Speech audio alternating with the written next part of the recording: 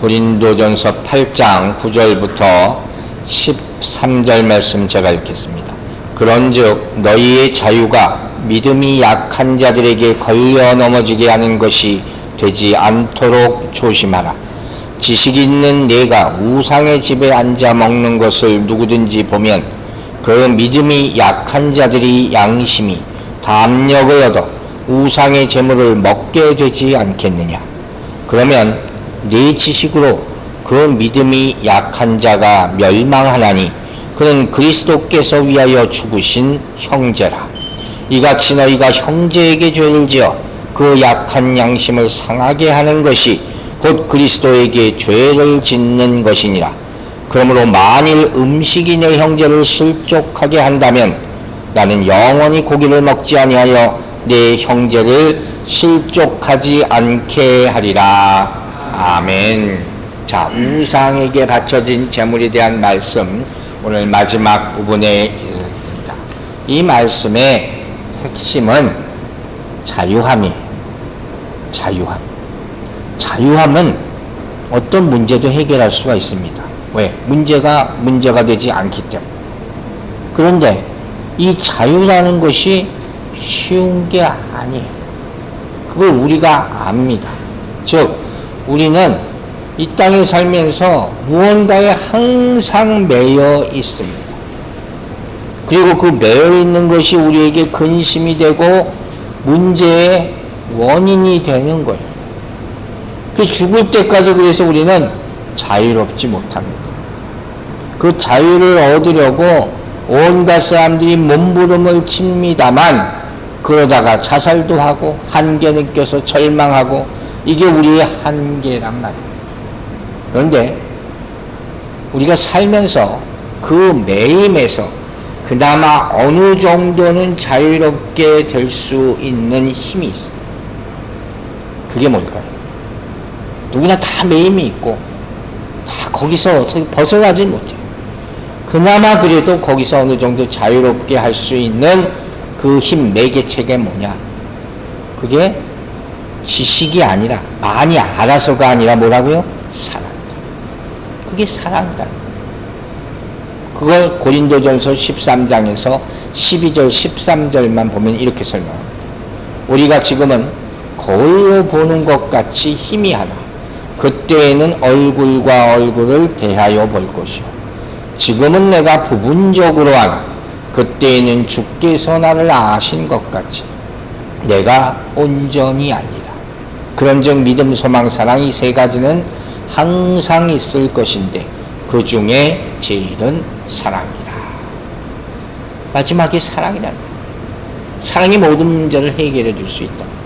즉 오늘 본문과 빗대서 볼 때 우상에 바쳐진 재물에 이 문제를 해결하는 데 있어서 우리에게 필요한 세 가지 사랑이 있습니다. 그 첫 번째 사랑이 뭐냐?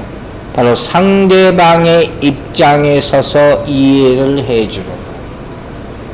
상대방의 입장을 이해해주는 사랑이 필요하다는 거예요. 본문의 배경이 이제 아시잖아요. 이 사람들은 오랫동안 우상을 섬기다가 이제 막 예수 믿고 교회 생활을 하기 시작합니다. 그런데 어떻게 옛 습관을 하루아침에 끊기가 그렇게 쉽겠습니까? 그 말씀을 본문 7절이 얘기해 준다고 했어요. 여러 차례 7절을 인용했어요. 다시 한번 봅니다. 고린도전서 8장 7절. 그러나 이 지식은 뭐라고요? 모든 사람에게 있는 것이 아니다 그랬어요. 어떤 이들은 지금까지 우상에 대한 습관이 있어 우상의 재물을 알고 먹는 거로 그들의 양심이 약해지고 더러워지니. 사람마다 다 자신만만한 게 아니에요. 다 믿음이 대단한 게 아니에요. 약한 사람도 있잖아요. 그걸 가지고 약한 사람 보고 뭐라 그러지 마라. 나도 그럴 때가 있었으니까 그 사람의 입장에서 이해해 줘라 하는 거예요. 제가 수요일날은 이야기 같은 거 인용을 가끔 합니다. 재밌는 이야기들도 있으면 좀 나누려고 하고 하는데 옛날 목사님들 하던 얘기가 사실 좀 요새는 안 일어나는 얘기인데 그런 경험담들이 많아요. 그 가운데 신방간 얘기를 제가 오늘 하나 인용하려고 제가 들은 얘기. 또 목사님이 요즘에 신방간인데 지금은 안 그렇지만 옛날에는 정말로 미신 믿는 사람들 많았잖아요. 한국 사람들. 부적 붙여놓은 사람들 많았거든요. 온갖 데 무슨 액자주의까지 다 숨겨놓고 붙여놨어. 바지 안에. 어느 집에 또 이제 예수 믿기 시작해서 목사님하고 신방을 갔는데 온갖 집에 어디 다 부적이 붙어 있어. 그래서 생각을 한 거예요. 이 집이 가장 먼저 해야 될 것이 부적 태워 없애는 거예요. 그 부적을 다 긁어모아가지고 태워 없애는 일을 한 거예요. 그런데 그 다음날 어떤 일이 있는지 아세요? 이분이 신방 잘 봤고 그 다음날 교회로 쭉 왔어요. 이제 왜 원일이세요? 불안해서 잘 못 자겠다는 거예요. 부적을 다 태워버렸더니 불안해서 한숨 못 잤다. 아무래도 안 되겠다고. 다시 무당한테 가서 부적 받아야 되겠다. 그러는 거예요. 목사님이 그러지 말라 그래도 돌아가면서 도저히 안 되겠는 거예요. 다시 또 무당한테 가는 거예요. 주일날은 교회 나가고, 그 다음에 또 이상한 마음이 또 동요가 되면 또 무당한테 가고, 이렇게 왔다 하다는 거예요. 그래서 목사님이 안 되겠어서 이렇게 얘기를 했대요. 자, 아무개 성도님, 오늘부터 내 말을 꼭 들으라. 듣겠냐고, 듣겠다. 오늘부터 자기 전에 성경을 꼭 안고 가슴에 얹어놓고 자세요. 그리고 머리 뒤에는 십자가를 딱 붙여놓고 딱 일어나서 눈에 딱 보이는 곳에 예수님 사진을 딱 걸어놓으세요. 그리고 한번 잡으세요. 뭐 가슴에는 성경책, 뒤에는 십자가, 보이는 곳에는 예수님. 그러면 괜찮겠습니까? 한번 해보겠다. 그 다음날 아침에 물어봤어요. 어떠셨어요? 아, 목사님 잘 잤습니다. 그랬다는 거예요. 여러분 이야기 어떻게 생각하세요? 이게 참 우스운 얘기죠. 그 사람 그래가지고 정말 잘 잔 겁니까? 이걸요 전문 용어로 뭐라 그러면요 기능 대치라는 말을 써요. 대신하는 거예요. 이 사람은 아직 무당에서 못 벗어난 거예요. 그래서 완전히 벗어날 때까지 그 불안한 마음을 붙잡아 대신해줄 뭔가가 필요하단 말이에요. 저는 그런 얘기 들었어요. 이런 불안해하는 분 많아가지고 옛날에 어떤 할머니가 한 사독에서 여자 전도사님이 신방 전도사님이 며칠을 같이 잤다는 거예요. 그런 분도 옛날에 있었다. 이렇게 약한 거예요. 그럼 이거 어떻게 할 거예요? 이 사람은 그렇다고 막 혼을 낼 겁니까? 책망을 할 겁니까? 이 사람은 얼마나 괴롭고 힘들겠어요. 딴에는 하나님 잘 믿으려고 예수 잘 믿으려고 아주 애를 쓰는 거란 말이에요. 그런 상황이 있다 하는 거죠. 그래서 첫 번째 우리가 그 사람의 처지를 이해해 줄 알아야 한다. 이게 바울 사도의 사랑이에요. 방법. 두 번째는 뭐냐? 우리 지난주에 배운 거예요. 기다려주라. 기다려주라. 이게 사랑이에요. 오늘은 요거밖에 못해. 근데 내일은 조금 더 잘할 수 있겠죠.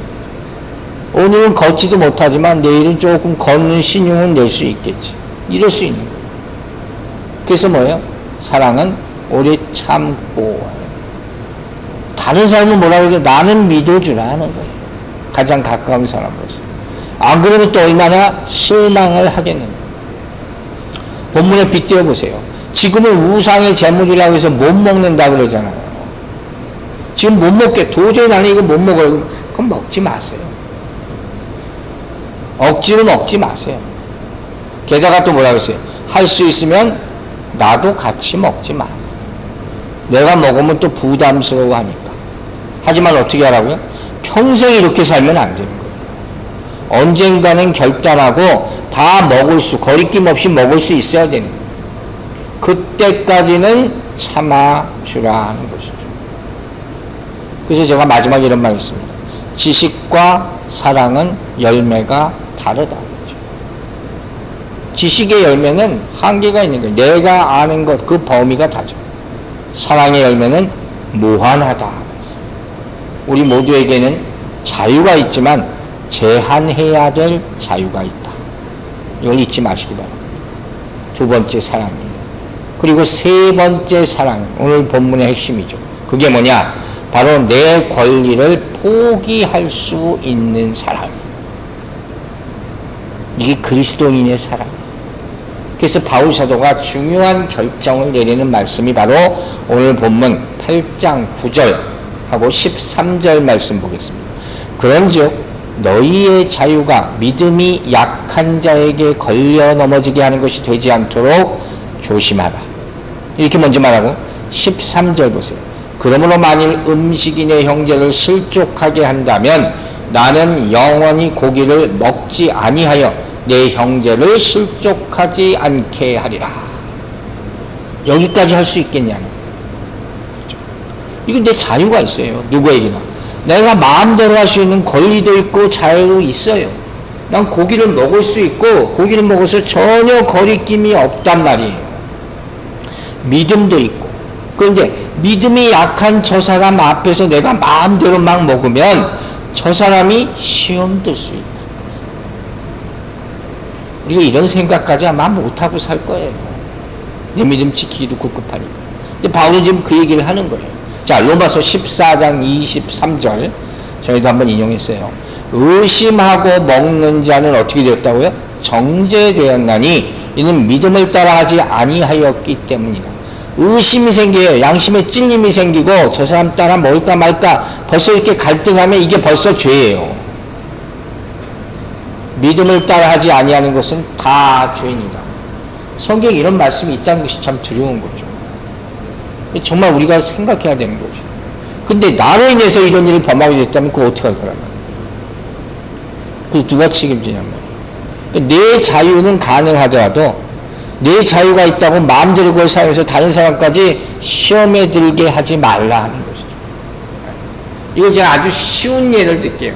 제가 목회하면서 많이 봤던, 어떻게 보면 우습기도 하고 그런 거예요. 그게 뭐냐? 기도에 가는 거예요. 기도. 여러분 다 아실 거예요. 기도. 새벽 기도 나오면 모든 교회 목사님들이 당하는 그런 질문. 어떤 분은 큰 소리를 기도하는 걸 좋아하고 어떤 분은 조용히 기도하고 다 틀리잖아요. 두 분 다 와서 불평하거든요. 어떤 분은 나는 좀 소리 내서 방언으로 막 기도하고 싶어요. 어떤 분은 나 조용히 아침에 와서 기도하려고 하는데 저 사람 좀 시끄러워서 못하겠어요. 그럼 누구 편 들어줘야 됩니까? 여러분 누구 편 들어줄 거예요? 바울 사도가 지금 말하는 거에 따르면 어떻게 해야 되겠어요? 소리 내서 기도하는 사람이 절제할 줄 알아야 된다. 방언으로 기도하는 사람이 절제할 수 있겠느냐? 우리에게 지금 물어보는 거예요. 잘 생각해야 됩니다. 자, 그 얘기를 계속하는 거예요. 여러분. 그런데 아무리 목사님이 얘기해도 나는 안 돼요. 나는 끝까지 내 방식대로 할 겁니다. 이렇다면 이게 뭐냐? 내 자유니까? 이게 자유가 아니라 내 지식에 매이는 거란 말이야. 내가 더 잘한다. 이게 내 지식에 매이는 거예요. 그 증거예요. 그럼 우리는 어디에 매여야 돼요? 사랑에 매여야 된다. 지식에 매이면 결국 싸움밖에 안 나요. 사랑하게 되면, 사랑에 매이게 되면 결국에서 무슨 결과가 일어나는 거예요? 내 자유가 있어도 자유를 포기할 수 있어. 반납할 수 있어. 제한할 수 있어요. 그리고 열매를 다시 생각해 보세요. 지식의 열매와 사랑의 열매. 이게 틀려진다는 거예요. 그래서 얘기하잖아요. 지식이 좋지만 사랑 안에 있어야 된다. 자유가 좋은 것이지만 덕을 세울 수 있는 것이어야 된다. 그게 없으면 자기 자랑밖에 없는, 진정한 자유가 될 수 없다. 이걸 얘기하는 거예요. 자, 그 다음 봅니다. 고린도서 8장 10절과 11절 보세요.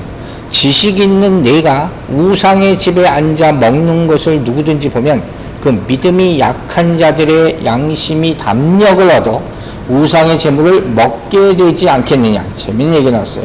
11절 보세요. 그러면 네 지식으로 그 믿음이 약한 자가 멸망하나니 그는 그리스도께서 위하여 죽으신 형제라. 저는 그러면보다 그런데가 더 나은 것 같아요. 어쨌든 먼저 뭐라 그랬어요? 지식 있는 내가 그랬잖아요. 이건 뭐예요? 믿음이 더 큰 사람, 믿음이 강한 사람, 그죠? 항상 이렇게 되는 거예요. 강하고 약하고가 있는 거예요. 지식 있는 사람의 생각으로 볼 때는 우상의 재물 먹는 거 아무것도 아니라고 그랬잖아요. 아무 문제가 안 돼요. 이게 무슨 재물이 무슨 문제. 고기는 그냥 고기지. 하나님께서 다 주신 건데 감사하게 먹겠습니다 하면 되지. 뭘 이거 가지고 그렇게 외가하고 신경 쓸 필요가 있냐. 이렇게 딱 하면 끝이란 말이에요. 그러나 문제는 뭐라고요? 이 말을 다 소화할 수 있는 것이 아니에요. 연약한 사람들은 이걸 못 받아들인다는 거예요. 우상의 재물 딱 생각나면 먼저 꺼리껴지는 거예요. 그건 못 먹어요. 그런데 어느 날 사람들이 같이 그냥 간 거예요. 그래서 다 먹어요. 지금 이 말씀이 그 말씀이에요. 이 사람도 먹고 저 사람도 먹고 그 보고 나도 먹을 수 있겠구나. 같이 먹을 만큼 용기가 생겼다는 거예요. 군중심리 같은 거예요, 일종의. 그럼 이거 괜찮은 거냐? 이러면 어떻게 해요? 그 자리에서는 괜찮을 수 있어요. 다 같이 먹었으니까. 근데 나오면서 또 나 혼자 있을 때 꺼림직할 수가 있다는 거예요. 아직도 이 사람들의 마음은 자유하지가 않아요. 결국 또 양심의 가책을 혼자 느끼게 된다는 거예요. 왜? 자기 믿음으로, 자기 신앙으로 이렇게 한 게 아니기 때문이에요. 그냥 얼떨결에 하는 거예요. 우르르 가서 먹으니까 괜찮겠지 하고 먹은 거예요. 근데 혼자 가만히 생각해 보니까 이것도 무슨 난 좋은 일이 생기는 게 아니야? 이런 걸 말하는 거예요. 다 틀리다니까요. 의지가 강한 사람이 있고 약한 사람이 있고 믿음이 강한 사람이 있고 약한 사람이 있고 요새 이렇게 결정장애에 있는 사람들이 많아요. 뭘 결정을 못해. 꼭 누구한테 부모한테 물어봐야 되고 누구한테 물어보고 자기가 뭐 하나 결정을 못하는 거예요. 그런 사람들이 많다는 거예요. 그럼 이거 어떻게 할 거냐? 뭐라 그래야 되나? 여러분 잘 알잖아요. 새벽기도 나오고 못 나오고 그거 혼낼 일이 아니란 말이에요. 훈련이 안 되면 못하는 거예요. 몸이 훈련이 몇 년이 훈련이 돼야지 이게 나올 수 있는 거지. 안 그러면 이게 얼마나 힘든 건데요. 그 안 나온다고 너 새벽기도도 못 나가고 믿음이 그밖에 안 돼. 이렇게 해서는 안 된다는 거예요. 하루아침에 되는 게 아니에요. 또 입장이라는 게 있다고 했어요. 제가 얘기한 적 있어요. 입장. 이거 우리가 참 별로 안 하는 거죠. 잘 모르는 거죠. 그 사람 상황이 있어요. 속내가 있어요. 그 입장이 있어요. 그걸 우리가 생각해 줄 수 있어야 돼요. 근데 그걸 모르고 막 뭐라 그러면 안 된다는 거예요. 믿음도 다 분량이 틀리잖아요. 모든 면에서 강한 사람이 있는가 하면 약한 사람이 있다. 자, 그러면 어떻게 해야 되겠느냐? 바울 사도가 로마서에서 아주 중요한 답을 하나 줍니다. 자, 로마서 15장 1절 보세요. 믿음이 강한 우리는 마땅히 믿음이 약한 자의 약점을 담당하고 자기를 기쁘게 하지 아니할 것이다. 이 말씀 꼭 기억하세요. 이 정답이에요. 그럼 생각해 보세요. 자, 강자와 약자가 있어요. 어느 쪽에서 양보해야 됩니까? 강자와 약자. 강한 사람이 약해요. 강한 사람이 너그러워야 돼요. 강한 사람이 참아야 되는 거예요. 약자가 어떻게 참습니까? 그걸 못 참으니까 약자인 거예요.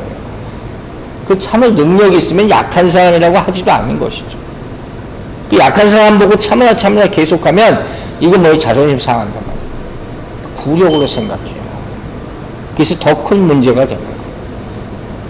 이걸 뭐라고 하냐면 여유가 있고 없고라고 표현해요. 여유라는 거. 삶의 여유라는 거. 이게 참 이게 중요한 거거든요. 강한 사람이 여유가 있을 수밖에 없는 거예요. 많이 가진 자가. 그래서 강한 자가 참아야 한다는 거예요. 이 말을 바꾸어 얘기하면 뭐예요? 참는 자가 강한 자다. 이렇게 되는 거란 말이에요. 이 말이 이렇게 나가는 거예요. 의지적으로, 지식적으로, 감정적으로 강한 사람이 참을 수 있는 사람이에요. 참는 자가 강한 거예요. 결정적으로 예수 믿는 사람이 참아야 돼요. 예수 믿는 사람. 로마서 8장 37절 말씀이 바로 떠올랐어요. 그러나 이 모든 일에 우리를 사랑하시는 이로 말미암아 우리가 넉넉히 이기느니라. 믿으시면 아멘 하시기 바랍니다. 우리가 이길 수 있는 방법은 뭐예요? 예수 그리스도의 사랑밖에 없어요. 넉넉히 이기느니라. 예수님이 도와주셔야 된다. 그럼 어떻게 해야 되냐? 자, 로마서 15장 2절 말씀 하나 더 봅니다. 우리가 각 사람이 이웃을 기쁘게 하되 선을 이루고 덕을 세우도록 할지니라. 어떻게 한다고요? 덕을 세우라. 덕에 대한 얘기는 제가 자주 하잖아요. 덕이 많은 분들이 교회에 많아야지 교회가 평안하다 그랬어요. 이 말은 어떤 의미를 함축하고 있냐면 쉽게 말하면 이런 거예요. 눈치 없이 아무 때나 자랑질을 하지 말라. 제가 재밌는 얘기를 하나 드릴게요. 우리 한국 사람들이 많이 하는, 전 세계가 그렇겠지만 자랑 중에 하나가 뭔지 아세요? 자식 자랑이에요. 자식 자랑. 그런 거 참 많이 하는데 조심하라는 거예요. 조심하라. 이 쉽게 그럴 수도 있어요. 귀엽게 받을 수도 있는데 이렇게 생각해 보세요. 교회 내에서 아주 공부를 아주 잘하는 애가 똘똘한 애가 하나 있어. 근데 그렇게 막 자랑하는 우리 아들이 뭐 어떻게, 난 그렇게 어렸을 때 자랑하는 게 치고 나중에 그렇게 또 잘 되는 애들 별로 못 봤어. 막 소문 내고 뭐 어디 공부 잘하면 잔치를 하고 난리를 쳐요. 그렇지 못한 애들도 있어요. 그걸 생각을 해야죠. 공부를 잘하고 못한 걸 떠나서 몸이 약한 애도 있고 멘탈이 약한 애도 있고 그런 아이도 있어요. 그걸 생각할 수 있어야죠. 저 옛날 기억나요. 교회에서 무슨 어느 집 애가 서울대학교 갔다고 목사님 막 축복해줘요. 그때 그러나 뭔가 생각했는데 그거 좋은 거 아니에요. 서울대학 못 가면 어떻게 돼? 그럼 하나님이 저주받은 건가? 하나님이 버린 건가? 그걸 생각을 해야죠. 이게 뭐냐면 잘못하면 그 교회가 아이들을 버리는 거예요. 그래서 결국 아이들이 교회를 버려요. 이게 현실이에요. 이 자랑이라는 게 아무 때나 하는 게 아니란 말이에요. 정말 조심해야 되는 거예요. 보세요. 고린도전서 8장 11절. 그러면 내 지식으로 그 믿음이 약한 자가 멸망하나니 그는 그리스도께서 위하여 죽으신 형제라. 10절의 결과는 치명적이에요. 내 지식으로 믿음이 약한 자가 어떻게 돼요? 멸망한다 그랬어요. 강한 사람이 고기 먹는 건 아무것도 아니에요. 근데 약한 형제를 배려하지 않은 것만 말미암아 그 사람이 신앙이 상처를 입어요. 양심이 상처를 입어요.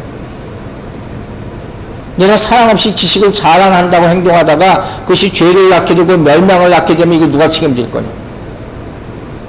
이걸 얘기하는 거예요. 이런 얘기예요.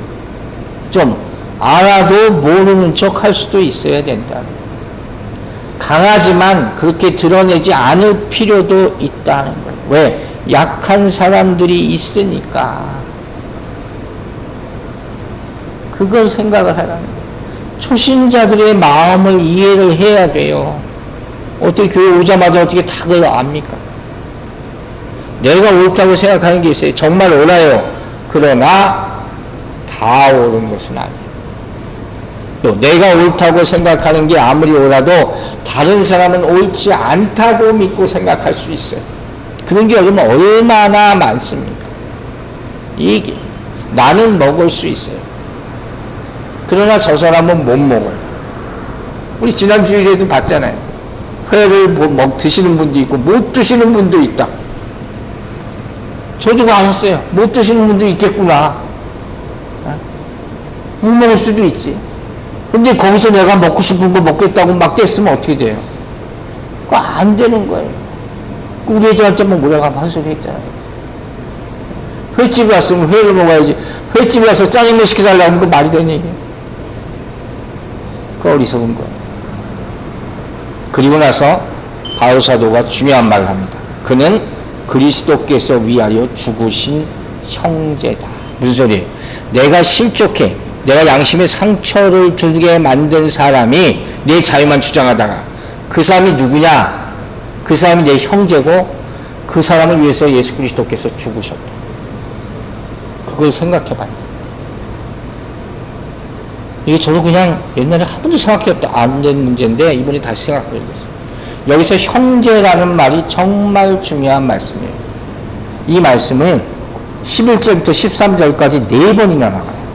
형제. 이 말씀에 제가 딱 꽂혔어요.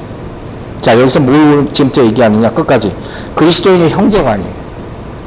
그리스도의 윤리관을 이 말씀에서 우리가 봅니다. 제가 어떤 예화를 하나 시작할게요. 자, 오래전에 두 사람이 여행을 같이 떠납니다. 그렇게 친한 사람은 아니에요.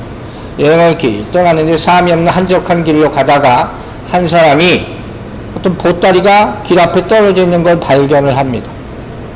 그 보따리가 뭔가 이렇게 열어보니까 금은보화가 그 보따리 안에 가득 들어있는 거예요. 횡재한 거죠. 얼마나 좋았겠어요. 그걸 옆에서 같이 가던 옆에서 본 사람이 아이고 우리가 이제 큰 횡재를 했네. 형제요. 이제부터 우리 좀 좋은 것도 먹으면서 좋은 데서 먹고 자고 하면서 그렇게 여행을 합시다. 이런 얘기를 하는 거예요. 그때 이 보따리 발견한 사람이 뭐라 그러는지 아세요? 형제? 당신하고 아구 무슨 피아노 하나서 앞에 안 섞였는데 갑자기 왜 형제라 그래? 우리가 언제부터 우리였어? 남이지. 이렇게 얘기하는 거예요. 이렇게 제안했던 사람이 얼마나 뻘쭘하겠어요. 다시 이제 길을 가는데 갑자기 뒤에서 시끌벅적한 거예요. 보니까 사람들이 막 도둑놈 잡으라 막 쫓아와요. 뒤를 보니까 마을 사람들이 그 원래 그 보따리 주인하고 같이 막 도둑놈인 줄 알고 쫓아와서 결국 잡히게 되는 거예요. 그러니까 이 보따리 주인이 이 뭐라고 그러는 거예요. 아이고 이제 우리 큰일 났네. 우린 이제 죽었다. 이렇게 얘기를 하는 거예요. 근데 아까 무한당했던 사람이 뭐라고 그랬겠어요? 우리가 언제부터 우리라 그래? 당신하고 나하고 남이라면. 잘 생각해야 됩니다. 우리 형제라는 말 도대체 언제 써야 되는 거예요? 우리라는 말, 우리 한국 사람들이 얼마나 많이 써요? 신앙인들이 얼마나 많이 써요? 자 보세요. 로마서 보세요. 14장 15절. 만일 음식으로 말미암아 내 형제가 근심하게 되면 이는 내가 사랑으로 행하지 아니함이라. 그리스도께서 대신하여 죽으신 형제를 네 음식으로 망하게 하지 말라. 오늘 본문에 딱 부합하는 말씀이에요. 여기도 나오잖아요. 그리스도께서 대신하여 죽으신 형제라고 나와요. 즉 생명을 주시고 십자가로 값을 치러내고 구원하신 그 형제를 말하는 거예요. 그게 형제의 가치예요. 기억하고 계세요. 내가 형제라고 부르는 사람의 가치가 십자가의 가치란 말이에요. 자, 여기서 여러분 생각해 볼 게 있어요. 우리가 내 자신을 평가할 때 평가 기준이 뭔지 아세요? 몇 가지 평가 기준을 일반적으로 가져요. 그 첫째는 뭐냐? 내 과거로 평가해요. 이제까지 어떻게 살았나? 사람들은 대부분 이걸로 그 사람을 평가합니다. 그래서 이력서라는 걸 내는 거예요. 이력서 안에 그 사람이 태어난 때부터 무슨 일을 했고 무슨 직장을 다녔고 과거가 다 들어있는 거예요. 대부분 이걸로 평가해요. 두 번째 사람을 평가하는 방법인데 그건 뭐냐면 미래를 보면서 예측해서 평가하는 거예요. 이 사람 앞으로 어떤 계획을 가지고 있고 어떻게 살아갈 것인가 이걸로 평가할 수 있어요. 그러나 사실 이걸로 평가하는 사람은 거의 없습니다. 대부분의 사람들은 과거를 가지고 평가하고 그 평가는 굉장히 가혹하단 말이에요. 내가 어떤 사람이 아무리 지금부터 좋은 마음을 가지고 새로운 삶을 살려고 해도 대부분 뭐라고 하냐? 과거가 보니까 이러네 하면 끝이에요. 안 받아요. 이게 현실이란 말이에요. 그런데 진짜 사랑하는 사람에 대해서는 다르다는 거예요. 어떻게 달라요? 과거는 안 물어봐요. 사랑하니까. 앞으로 함께 할 사람, 장래가 촉망되는 훌륭하게 쓰일 사람이 그러면 자식을 가지고 과거를 물어보겠습니까? 앞으로 잘 되면 되는 것이죠. 그래서 누구든지 간에 과거 자꾸 얘기하는 사람은 사랑이 없는 사람. 그러면 안 된다는 거예요. 옛날 얘기. 옛날이 어떤. 그거 안 되는 거예요. 세 번째 평가 기준이 있어요. 그게 뭐냐? 바로 능력이 있느냐 없느냐. 소위 쓸모가 있느냐 없느냐. 현대의 평가 기준이죠. 능력만 있으면 일 잘하면 훌륭한 사람이에요. 그죠? 근데 여기 문제가 있어요. 무슨 문제가 있냐? 일본은 뭐 어떤지 모르겠지만 저 어렸을 때는요, 부모님으로부터 착한 사람이 되라는 얘기 많이 들었어요. 성실한 사람이 되라. 근데 요새는 착하다는 말을 못 알아들어요. 무슨 얘기인지 못 알아들어요. 진짜 그래요. 자, 우리 이진이한테 제일 말하는 것 중에 하나가 우리 착한 딸, 착한 딸. 착하니까. 근데 왜 요새 애들이 이거 뭘 알아듣는지 아세요? 들어본 적이 없으니까. 이게 문제인 거예요. 어떤 얘기만 듣습니까? 공부만 출세해라. 돈 많이 벌어라. 이런 얘기만 주구장창 듣고 자랐어요. 그러니까 이게 안 되면 절망하는 거예요. 여러분 잘 생각해야 돼요. 그런 평가 기준이 사람을 죽이는 거예요. 1, 2대학 못 가면 사람 하나 다 한 거예요. 어렸을 때부터 우리 어떤 얘기를 해줘야 돼요? 착하게 살아라. 정직한 사람이 되라. 성실한 사람이 되라. 예수 잘 믿어라. 이 얘기를 해줘야 되는 거예요. 이게 우리 잘못이에요. 세 번째 기준이죠. 네 번째 기준이 있어요. 오늘 성경에서 말씀하는 건 무슨 기준입니까? 지불된 값에 대한 평가예요. 예수님이 하신 걸 얘기하는 거예요. 자, 여기 죄인이 있어요. 그런데 예수님께서 그 죄인을 구원하시기 위해서 십자가에서 죽으셨어요. 이걸 대속이라고 그러죠. 대신 갚은 거예요. 그 순간부터 그 사람의 가치는 뭡니까? 예수 그리스도의 생명의 가치. 여러분과 저가 그런 가치예요. 과거의 기준도 아니고, 장래 어떻게 길까? 그것도 아니고, 얼마나 실력이 있는가? 그것도 아니고, 아무것도 아니에요. 다 소용없어요. 예수님이 나를 위해서 대신 죽으셨다. 그 정도의 가치. 십자가를 보고 이 사람을 판단하는 거예요. 이 어마어마한 거예요. 그걸 알고 있냐는 거예요. 우리 이웃 간의 관계를 한번 생각해 보세요. 이웃 간의 관계를 생각해서 사람들을 평가할 수가 있어요. 어떤 사람은 나를 위해서 모든 사람이 필요하다고 생각하는 사람이 있어요. 이기주의자들이죠. 세상에 그런 사람 너무 많아요. 다 자기가 이용해 먹으려는 사람이 있어요. 이런 사람은 올바른 형제관계를 절대로 만들 수가 없습니다. 그렇겠죠. 두 번째는 다른 사람을 위해서 내가 존재한다고 생각하고 사는 사람들. 이타주의적인 사람이에요. 성경에서 아주 비근한 예를 하나 들 수 있어요. 바로 누구냐? 선한 사마리아입니다. 유대 지도자들은 다 모른 척하고 지나갑니다. 그러나 이 사람은 어떤 생각으로 도와줍니까?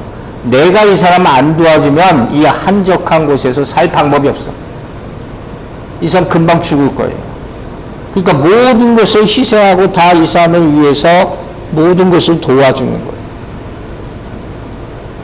이게 바로 이타적인 사람. 다른 사람을 위하는 사람. 나를 위하는 사람이 있고 다른 사람을 위하는 사람이 있어요. 세 번째 중요한 사람이 있어요. 어떤 사람이요? 그리스도를 위하는 사람. 그리스도를 위하는 사람. 자, 이거예요. 예수 그리스도께서 저 사람을 위해서 죽으셨다는 거예요. 예수 그리스도께서 나를 위해서 죽으셨다는 거예요. 그래서 우리는 형제예요. 다른 이유는 아무것도 없어. 일을 잘하는 것도 아니고, 쓸모가 있는 것도 아니고, 뭐 이 사람이 예쁜 것도 아니고, 아무것도 아니에요. 문제는 단 하나지. 저 사람 때문에 예수님이 죽으셨다. 그런데 내가 저 사람을 사랑하지 않으면 주님이 죽은 것은 아무 가치가 없게 되잖아요. 이걸 콩 깨달아야 된다. 그래서 성경이 얘기하는 거예요. 주께서 그렇게 십자가를 지시고 대속하셔서 구속해 놓은 그 귀중한 존재를 네 자랑 때문에, 네 지식 때문에 그로 말미암아 저렇게 시험 들게 말고 실족하게 만든다면 결국 주님께 죄를 짓는 것이 아니냐. 이 얘기를 하는 거예요. 그걸 생각해봐요. 여러분 탈무드 아시죠? 옛날에 탈무드 얘기를 많이 인용했었는데 탈무드에 정말 지혜의 말씀이 많거든요. 이런 얘기가 있어서 마지막으로 제가 인용을 할게요. 어떤 가정에 아이가 태어났는데 기형아가 태어났어요. 머리가 붙은 애들 있잖아요. 샴쌍동이라고 가끔 뉴스에도 납니다. 분리수술하기 거의 불가능한 그런 애가 태어났어요. 그 아이에 대한 이야기예요. 어떤 사람이 랍비한테 와서 물어봅니다. 이 아이가 두 아이입니까? 하나입니까? 몸은 하나, 머리가 붙어 있어. 그럼 이게 두 사람이야, 한 사람이냐고 묻는 거예요. 랍비한테, 지혜자니까. 그럼 랍비가 뭐라고 대답하는지 아세요? 이렇게 대답을 합니다. 아이의 한쪽, 왼쪽 머리를 툭툭 때려봐서 이쪽까지 아파하면 하나입니다. 그런데 이쪽을 때려도 이쪽이 반응이 아무것도 없다. 그러면 두 아이다는 거예요. 무슨 얘기인지 아시겠죠? 형제가 누구냐는 거예요. 형제는 저 사람 아플 때 나도 아픈 형제. 저 사람 슬플 때 나도 슬퍼야지 형제라는 거예요. 그렇다면 어떻게 해요? 강한 자가 약한 자를 반드시 수용해야 된다는 거예요. 약한 자를 위해서는 희생할 수 있고 양보할 수 있고 손해도 볼 수 있고 그래야 된다는 거예요. 여기에 그리스도인의 형제관이 나타나게 된다. 그러니까 이 얘기는 결과적으로 보니까 이건 재물에 대한 얘기가 아니에요. 우상에 바친 재물에 대한 얘기가 아니라 형제를 사랑하는 거예요. 결국 그 얘기를 하는 거예요. 그래서 마지막 13절에 뭐라고 결론을 맺습니까? 그러므로 만일 음식이 내 형제를 실족하게 한다면 나는 영원히 고기를 먹지 아니하여 내 형제를 실족하게 하지 아니하리라. 바울은 얘기하는 거예요. 나도 안 먹을게요. 이렇게 항상 다른 사람은 먼저 생각하는 거예요. 내가 하고 싶은 것 있어. 할 수 있어. 능력도 있고 돈도 있고 가고 싶은 것도 있고 다 내 맘대로 해도 누가 뭐라고 하지만 그것으로 말미암아 믿음이 약한 사람이 어려움에 빠지고 시험에 빠진다면 나는 안 하겠다. 이게 사랑. 이 얘기를 하는 거예요. 그 사랑의 말씀이 우리로 하여금 내 권리를 포기하고 삼가를 한다면 그렇게 함으로써 그 연약한 사람, 지식이 없는 사람들을 도울 수 있다면 이렇게 해야 되는 거죠. 이게 정말 좋은 것이 아닙니다. 이게 바울의 말씀이라는 거예요. 이 정도의 믿음이 있어야 한다. 그런 얘기예요. 말씀을 마칩니다. 여러분, 형제라면 사랑해야 된다. 사랑한다면 그 권리를 포기할 수 있어야 합니다. 그 사랑을 나타내게 되기를 주의 이름으로 축원합니다. 기도하겠습니다. 아버지 하나님, 우상에 대한 바쳐진 재물에 대한 말씀을 통해서 사랑에 대한 말씀을 듣게 하심을 감사드립니다. 우리가 알면 뭘 얼마나 알겠습니까? 배웠으면 얼마나 배우고 우리 믿음이 또 크면 얼마나 크겠습니까? 항상 예수님의 사랑을 먼저 생각하게 하시고 배려하고 양보하고 희생하고 또 그를 위해서 내 모든 것을 포기할 수 있는 그런 사랑의 마음을 허락하여 주시옵소서. 그런 사람들이 모여있는 교회가 되게 하여 주시옵소서. 오늘 말씀을 누구를 만날 때마다 항상 잊지 말게 하여 주시고 그 사랑으로 충만하게 덮이는 이 교회와 공동체가 될 수 있게 축복하여 주시옵소서. 감사드리며 예수 그리스도의 이름으로 기도했습니다. 아멘.